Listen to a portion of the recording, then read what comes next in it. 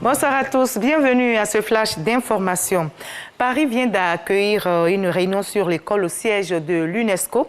Le président ivoirien et son homologue français se sont prononcés sur la relance de l'éducation impactée par la pandémie de Covid-19. Le chef de l'État, Alassane Ouattara, a partagé un message vidéo.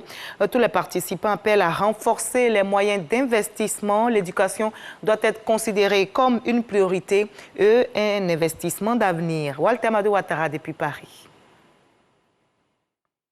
À ce panel de haut niveau, présidé par la directrice générale de l'UNESCO, la ministre de l'Éducation nationale et de l'alphabétisation s'est prononcée sur la relance de l'école suite aux perturbations du système scolaire par la crise sanitaire de la Covid-19. Nous réaffirmons l'engagement de la Côte d'Ivoire et de notre gouvernement à œuvrer pour accélérer l'atteinte de l'objectif de développement durable 4 de l'agenda mondial 2030 après cette crise sanitaire liée à la pandémie à Covid-19. Notre volonté d'assurer une éducation de qualité, inclusive et équitable et des possibilités d'apprentissage tout au long de la vie est manifestement exprimée dans l'appellation du ministère de l'Éducation nationale et de l'alphabétisation du gouvernement du Premier ministre Patrick H. Des idées soutenues par la directrice générale de l'UNESCO. Nous devons aussi réinventer notre façon de coopérer, de travailler ensemble. États membres, organisations internationales, régionales, société civile, communautés éducatives.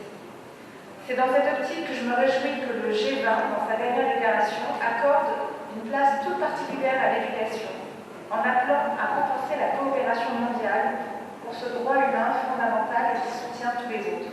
Ce segment de haut niveau de la réunion mondiale sur l'éducation pour susciter un élan politique mondial par un impératif d'investissement a bénéficié de la participation de plusieurs chefs d'État en présentiel comme en intervention vidéo. Retour sur les temps forts des discours des présidents de la République de France et de la République de Côte d'Ivoire. Et la Côte d'Ivoire voudrait pouvoir compter sur la solidarité internationale pour l'accompagner dans la réalisation des objectifs de développement durable.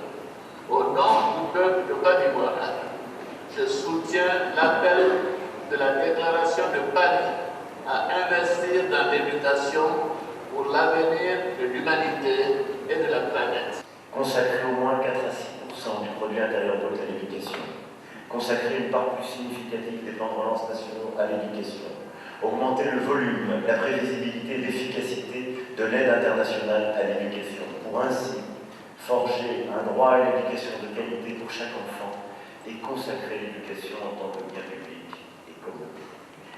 Derrière ces principes, ce sont donc des réalités qu'il faut mettre, des engagements budgétaires et des choix clairs dans chacun de nos pays, mais aussi pour mieux structurer notre aide publique au développement, notre investissement solidaire.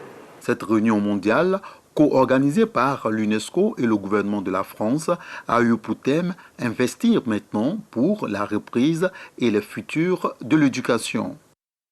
Il n'y a pas que l'école. La pandémie de Covid-19 a aussi impacté d'autres secteurs.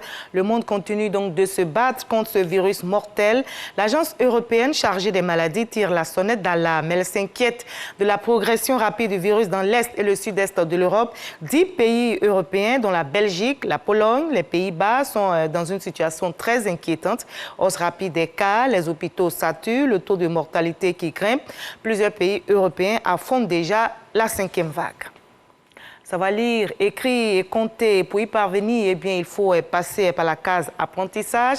Le projet d'amélioration des prestations de services éducatifs pilote un programme ambitieux au profit des élèves, notamment les enfants du CP1, CP2 et CE1. Et c'est une nouvelle approche pédagogique et didactique en lecture, écriture et mathématiques.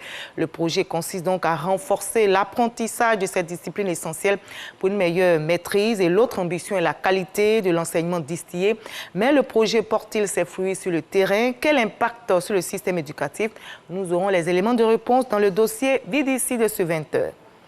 La communauté internationale est à nouveau à Paris pour exprimer son soutien à la transition libyenne à moins de 6 semaines du scrutin présidentiel.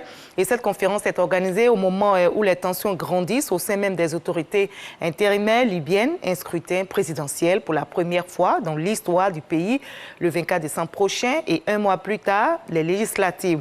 Mais il y a problème. Les représentés de l'exécutif libyen présents à Paris ne sont pas d'accord sur le calendrier. Le risque donc, c'est de voir le scrutin attiser à nouveau un conflit, comme ce fut le cas en 2014. Et nous, on va se retrouver dans la paix à 20h pour la grande édition, mais juste après ce Flash Info. Suivez l'info régionale pour avoir toutes les nouvelles de nos régions ici en Côte d'Ivoire. Allez, à tout à l'heure, à 20h.